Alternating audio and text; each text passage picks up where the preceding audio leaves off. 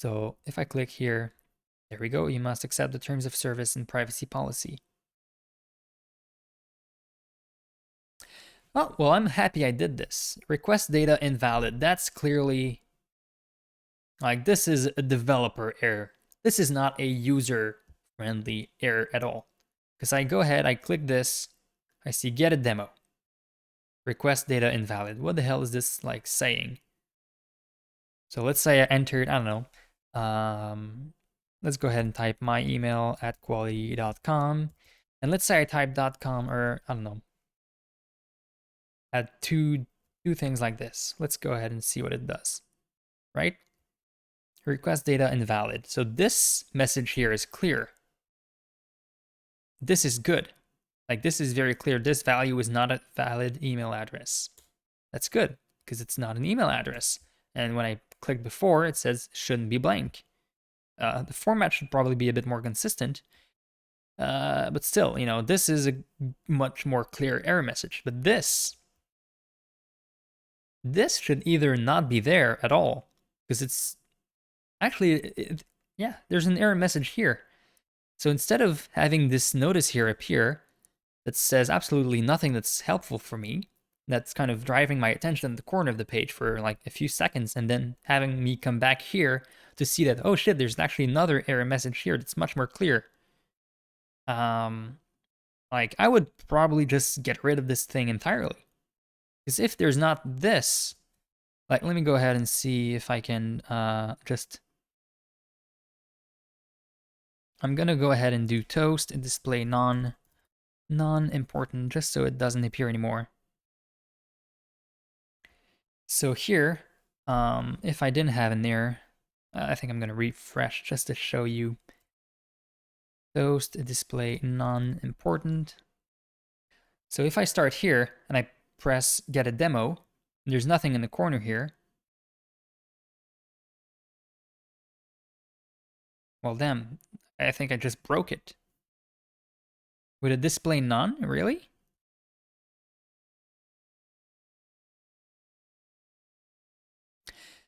Okay, so here, this message appears in the corner in the toast and not here.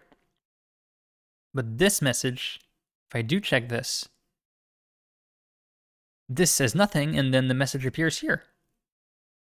So there's a consistency issue here where you want to make it more consistent. I have no idea, like, why is there two different types of error messages that are like both handled? There's more than two actually, because like this is an error message that's clear, but even then it goes away after a little bit. So if I didn't have time to read it, I have no idea what I did wrong. And then if I do this, the same thing is used with a developer message. And that makes no sense for a user. So what you really should do instead is probably just have this type of message for everything in this kind of form, like in these small form. Where if I didn't check this, I should probably just have an error message here that says, hey, you haven't checked the privacy policy in terms of service agreement. You need to agree to those before you get a demo. Otherwise, it's really just hard to understand. Unless you're really quick, you're probably going to miss it. And there's nothing in the interface like indicating you haven't checked this. So there's the same kind of validation that you have on your fields here should be applied to your form and your entire form and your check marks here. This is a simple form, so it's easy to like figure out what you've done wrong. But in other situations where there's more fields, it's going to be really confusing for people. So let's just go ahead and test out what I did earlier. Let me refresh the page, check this. Go ahead and say toast, display non-important. So at least without the toast grabbing my attention, if I click get a demo here, I see this change. It says shouldn't be blank. And that's good, because that's where my attention went. I clicked, I waited for a bit, and then it said this. When I have the toast, I click, I wait for a bit, something like huge and orange flashes in the corner of my screen, my attention is driven there, and then it disappears, and I'm like, okay. I go back here, And then I see this error when I should just, like, I don't need the toast. I just need to see this error here. That's much more clear. I can fix it right away. And I'm on my merry way. So, yeah. What else did I want to test here? Oh yeah, I want to talk about the button here. Like, I'm going to refresh once again just to have the toast here, but like there's no like indicator. I can clearly see that something is loading here.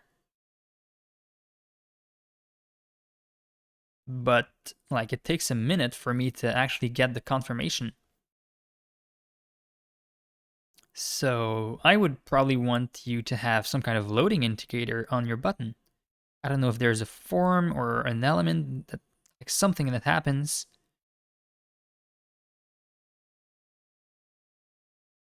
I'm just trying to get this Nux, okay, Nux progress. Let's go ahead and just like prototype something real quick here.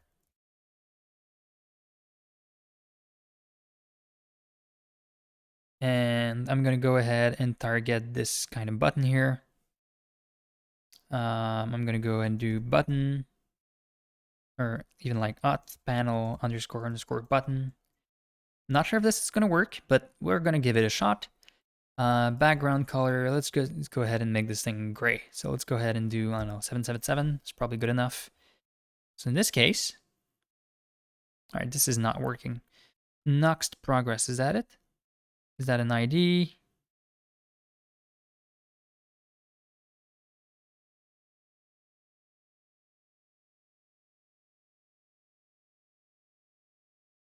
Is there like a more specific thing on the background here? Perhaps there is. Let me just go ahead and do important just to see. Yeah, there we go. That's already like a bit better. I click on it. There's still a delay, so I'm not liking that, but it's, you know, you can actually see what's what my intent is here. Let me go ahead and do like, I don't know, C DDD or something like that, just so it's even more obvious. Now, if I click the button, I can actually see that it's grayed out, something is happening, like I should be waiting. Perhaps even a loading spinner or something could appear. It'd be nice. Even if it's just for a few seconds, or like half a second. If there's no feedback, I'm gonna be confused. Like the first time I clicked, I was actually confused. So that's something you probably want to do.